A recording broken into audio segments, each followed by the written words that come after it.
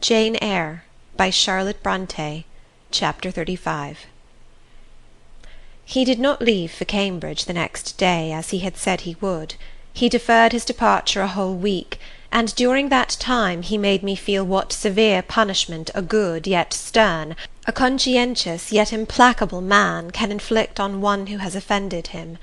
Without one overt act of hostility, one upbraiding word, he contrived to impress me momently with the conviction that I was put beyond the pale of his favour.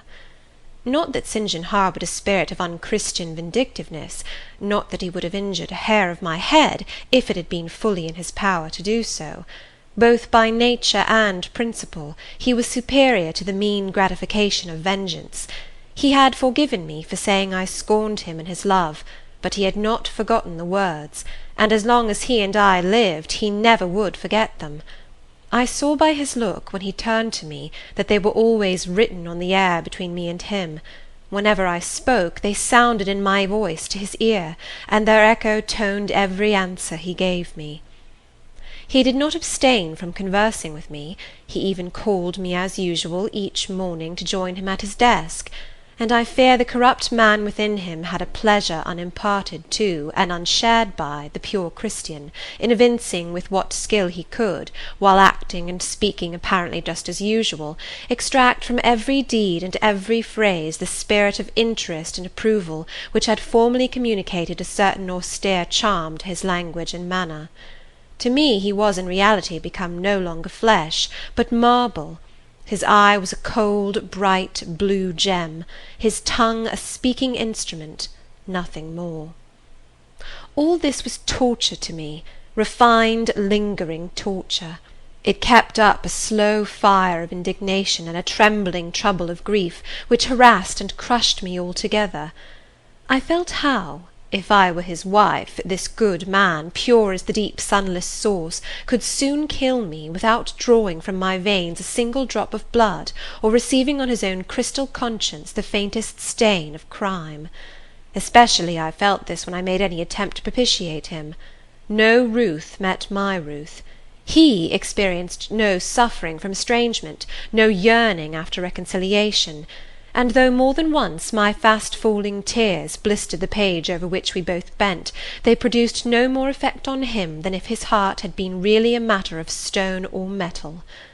To his sisters, meantime, he was somewhat kinder than usual, as if afraid that mere coldness would not sufficiently convince me how completely I was banished and banned, he added the force of contrast, and this I am sure he did not by force, but on principle. The night before he left home, happening to see him walking in the garden about sunset, and remembering as I looked at him that this man, alienated as he now was, had once saved my life, and that we were near relations, I was moved to make a last attempt to regain his friendship. I went out and approached him as he stood leaning over the little gate. I spoke to the point at once. "St. John, I am unhappy because you are still angry with me. Let us be friends." "I hope we are friends," was the unmoved reply, while he stood watching the rising of the moon, which he had been contemplating as I approached. "No, St. John, we are not friends as we were. You know that." "Are we not? That is wrong. For my part, I wish you no ill, and all good." "I believe you, St. John, for I am sure you are incapable of wishing any one ill. But as I am your kinswoman, I should desire somewhat more of affection than that sort of general philanthropy you extend to mere strangers." "Of course," he said, "your wish is reasonable, and I am far from regarding you as a stranger." This, spoken in a cool, tranquil tone, was mortifying and baffling enough. Had I attended to the suggestions of pride and ire, I should immediately have left him, but something worked within me more strongly than those feelings could. I deeply venerated my cousin's talent and principle. His friendship was of value to me. To lose it tried me severely. I would not so soon relinquish the attempt to reconquer it. "Must we part in this way, St. John? And when you go to India, will you leave me so, without a kinder word than you have yet spoken?" He now turned quite from the moon, and faced me. "When I go to India, Jane, will I leave you? What? Do you not go to India?" You said I could not unless I married you. And you will not marry me? You adhere to that resolution? Reader, do you know, as I do, what terror those cold people can put into the ice of their questions? How much of the fall of the avalanche is in their anger, of the breaking up of the frozen sea in their displeasure? No, St. John, I will not marry you. I adhere to my resolution. The avalanche had shaken and slid a little forward, but it did not yet crash down. Once more, why this refusal? He asked. Formerly, I answered, because you did not love me. Now, I reply, because you almost hate me. If I were to marry you, you would kill me. You are killing me now. His lips and cheeks turned white, quite white. I should kill you.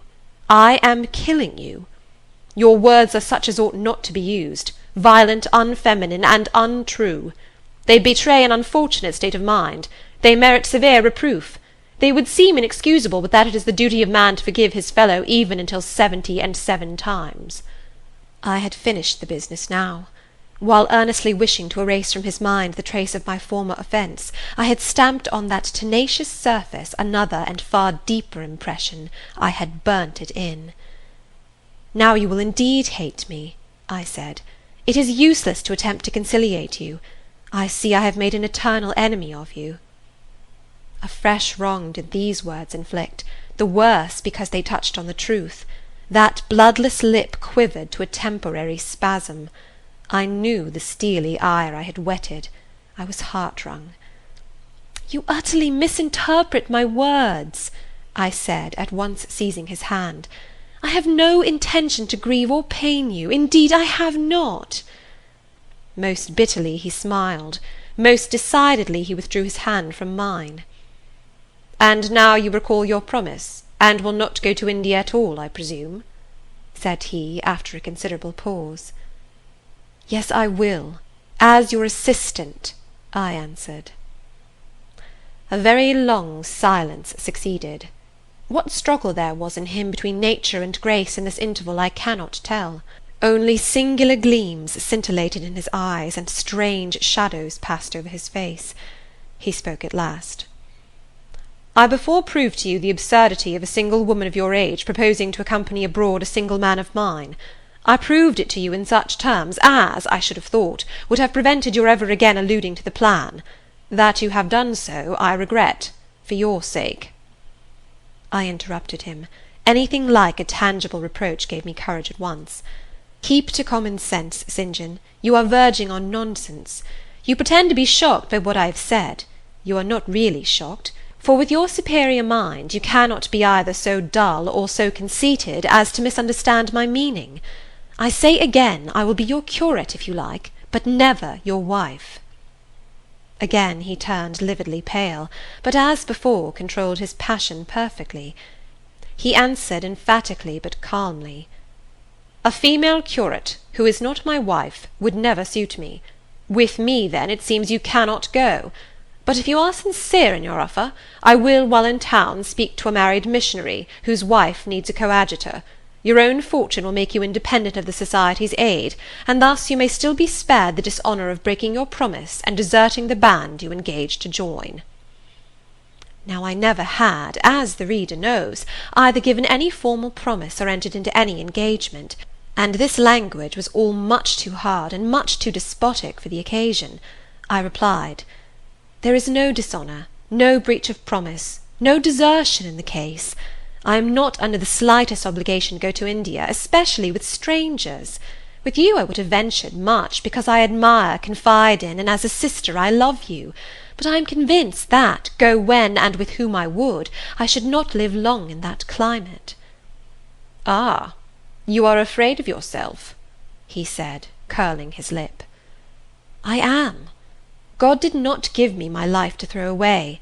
And to do as you wish me would, I begin to think, be almost equivalent to committing suicide. Moreover, before I definitively resolve on quitting England, I will know for certain whether I cannot be of greater use by remaining in it than by leaving it. What do you mean? It would be fruitless to attempt to explain, but there is a point on which I have long endured painful doubt, and I can go nowhere till by some means that doubt is removed. I know where your heart turns and to what it clings. The interest you cherish is lawless and unconsecrated. Long since you ought to have crushed it. Now you should blush to allude to it. You think of Mr Rochester. It was true. I confessed it by silence. Are you going to seek Mr Rochester? I must find out what has become of him. It remains for me, then, he said, to remember you in my prayers, and to entreat God for you in all earnestness that you may not indeed become a castaway. I had thought I recognized in you one of the chosen, but God sees not as man sees. His will be done. He opened the gate, passed through it, and strayed away down the glen. He was soon out of sight. On re-entering the parlour, I found Diana standing at the window, looking very thoughtful. Diana was a great deal taller than I. She put her hand on my shoulder, and stooping examined my face. "Jane," she said, "you are always agitated and pale now. I am sure there is something the matter. Tell me what business St. John and you have on hands. I have watched you this half-hour from the window. You must forgive my being such a spy, but for a long time I have fancied I hardly know what. St. John is a strange being." She paused. I did not speak. Soon she resumed. "That brother of mine cherishes peculiar views of some sort respecting you, I am sure. He has long distinguished you by a notice and interest he never showed to any one else. To what end? I wish he loved you.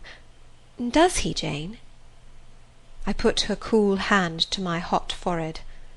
"No, Di, not one whit."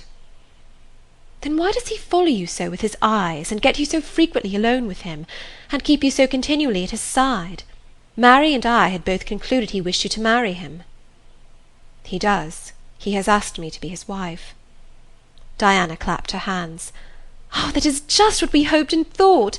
And you will marry him, Jane, won't you? And then he will stay in England." "Far from that, Diana. His sole idea in proposing to me is to procure a fitting fellow-labourer in his Indian toils." "What? He wishes you to go to India?" "Yes." "Madness!" she exclaimed. "You would not live 3 months there, I am certain. You never shall go. You have not consented, have you, Jane?" "I have refused to marry him." "And have consequently displeased him?" she suggested. "Deeply. He will never forgive me, I fear. Yet I offered to accompany him as his sister." "It was frantic folly to do so, Jane. Think of the task you undertook, one of incessant fatigue, where fatigue kills even the strong, and you are weak. St. John, you know him, would urge you to impossibilities. With him there would be no permission to rest during the hot hours, and unfortunately I have noticed, whatever he exacts, you force yourself to perform. I am astonished you found courage to refuse his hand. You do not love him, then, Jane?" "Not as a husband." "Yet he is a handsome fellow." "And I am so plain, you see, Di. We should never suit." "Plain? You? Not at all. You are much too pretty as well as too good to be grilled alive in Calcutta." And again she earnestly conjured me to give up all thoughts of going out with her brother. "I must indeed," I said, for when just now I repeated the offer of serving him for a deacon, he expressed himself shocked at my want of decency. He seemed to think I had committed an impropriety in proposing to accompany him unmarried, as if I had not from the first hoped to find in him a brother, and habitually regarded him as such. "What makes you say he does not love you, Jane?" "You should hear himself on the subject. He has again and again explained that it is not himself, but his office he wishes to mate. He has told me I am formed for labour, not for love, which is true, no doubt. But in my opinion, if I am not formed for love, it follows that I am not formed for marriage. Would it not be strange, Di, to be chained for life to a man who regarded one but as a useful tool?" "Insupportable, unnatural, out of the question." "And then," I continued, "though I have only sisterly affection for him now, yet, if forced to be his wife, I can imagine the possibility of conceiving an inevitable, strange, torturing kind of love for him, because he is so talented, and there is often a certain heroic grandeur in his look, manner, and conversation. In that case my lot would become unspeakably wretched. He would not want me to love him, and if I showed the feeling, he would make me sensible that it was a superfluity, unrequired by him, unbecoming in me. I know he would. "And yet St. John is a good man," said Diana.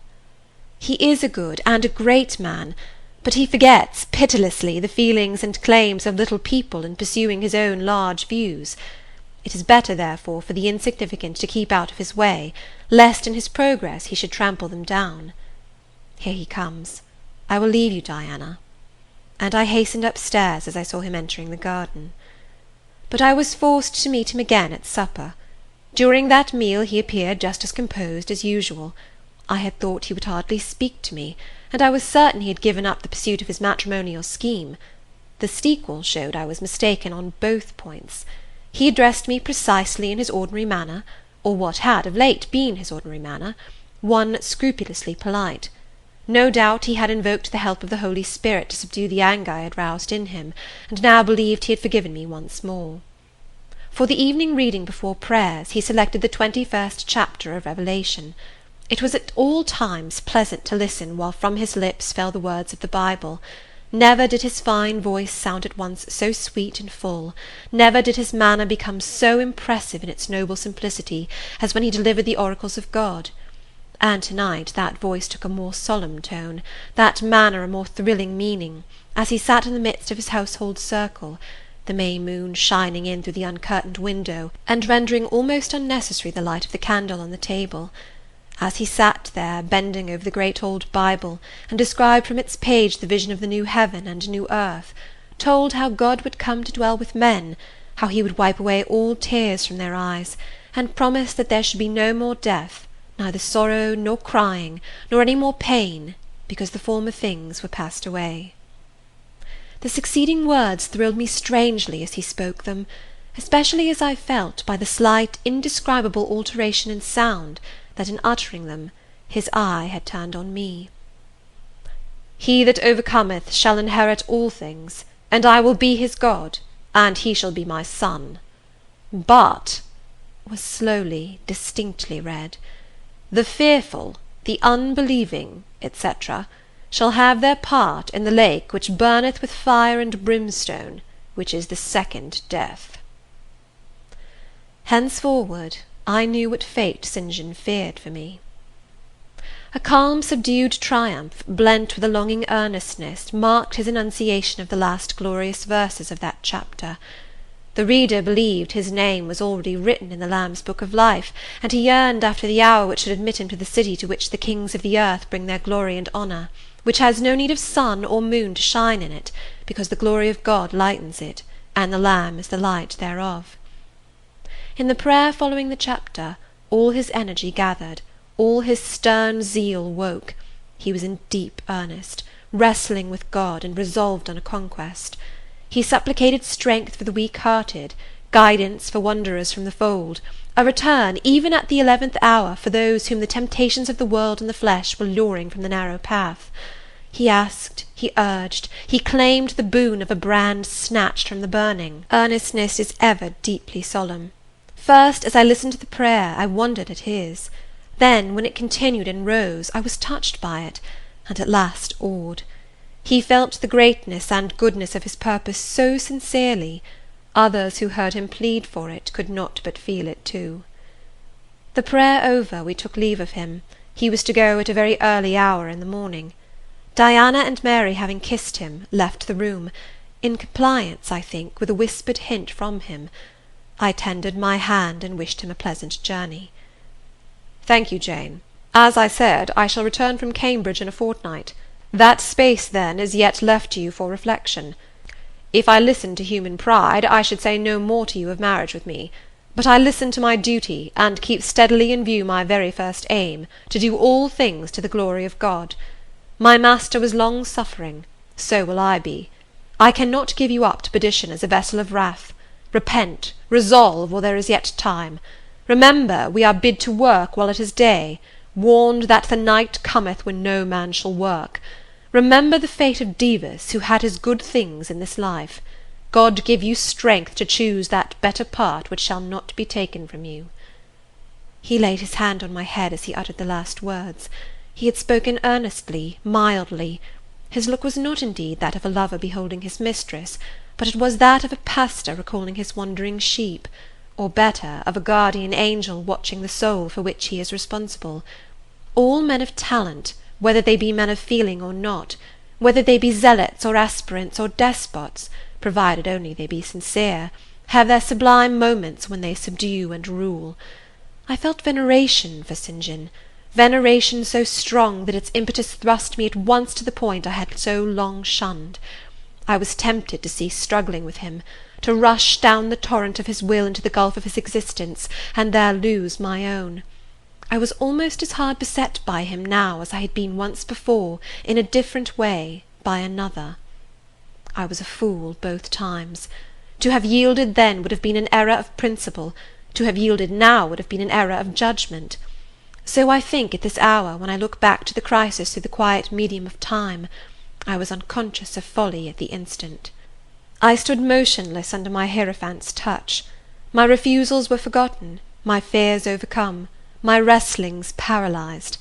The impossible, i.e. my marriage with St. John, was fast becoming the possible. All was changing utterly with a sudden sweep. Religion called, angels beckoned, God commanded, life rolled together like a scroll, death's gates opening, showed eternity beyond. It seemed that for safety and bliss there, all here might be sacrificed in a second.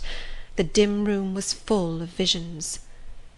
"Could you decide now?" asked the missionary. The inquiry was put in gentle tones. He drew me to him as gently. Oh, that gentleness! How far more potent is it than force! I could resist St. John's wrath. I grew pliant as a reed under his kindness. Yet I knew all the time, if I yielded now, I should not the less be made to repent, some day, of my former rebellion. His nature was not changed by 1 hour of solemn prayer, it was only elevated. I could decide if I were but certain, I answered. Were I but convinced that it is God's will I should marry you, I could vow to marry you here and now, come afterwards what would. My prayers are heard, ejaculated St. John. He pressed his hand firmer on my head, as if he claimed me. He surrounded me with his arm, almost as if he loved me. I say almost, I knew the difference, for I had felt what it was to be loved. But like him, I had now put love out of the question, and thought only of duty. I contended with my inward dimness of vision, before which clouds yet rolled. I sincerely, deeply, fervently longed to do what was right, and only that. Show me the path, I entreated of heaven. I was excited more than I had ever been, and whether what followed was the effect of excitement the reader shall judge. All the house was still, for I believe all except St. John and myself were now retired to rest. The one candle was dying out. The room was full of moonlight. My heart beat fast and thick. I heard its throb.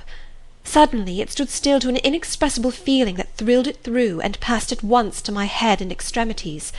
The feeling was not like an electric shock, but it was quite as sharp, as strange, as startling.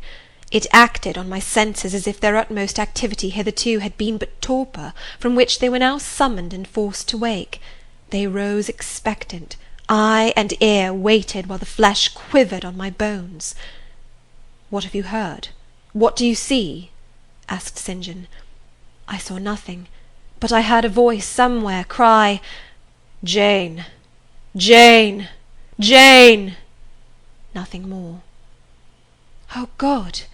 What is it?" I gasped. I might have said, "Where is it?" for it did not seem in the room, nor in the house, nor in the garden. It did not come out of the air, nor from under the earth, nor from overhead. I had heard it. Where or whence, forever impossible to know. And it was the voice of a human being, a known, loved, well-remembered voice, that of Edward Fairfax Rochester, and it spoke in pain and woe, wildly, eerily, urgently. "I am coming!" I cried. "Wait for me! Oh, I will come!" I flew to the door and looked into the passage. It was dark. I ran out into the garden. It was void. "Where are you?" I exclaimed. The hills beyond Marsh Glen sent the answer faintly back. Where are you?" I listened. The wind sighed low in the firs. All was moorland loneliness and midnight hush. "Down, superstition!" I commented, as that spectre rose up black by the black yew at the gate. "This is not thy deception, nor thy witchcraft. It is the work of nature. She was roused and did no miracle, but her best." I broke from St. John, who had followed and would have detained me. It was my time to assume ascendancy. My powers were in play and in force. I told him to forbear question or remark. I desired him to leave me. I must and would be alone. He obeyed at once. Where there is energy to command well enough, obedience never fails. I mounted to my chamber, locked myself in, fell on my knees, and prayed in my way, a different way to St. John's, but effective in its own fashion. I seemed to penetrate very near a mighty spirit, and my soul rushed out in gratitude at his feet. I rose from the thanksgiving, took a resolve, and lay down, unscared, enlightened, eager but for the daylight. End of chapter 35.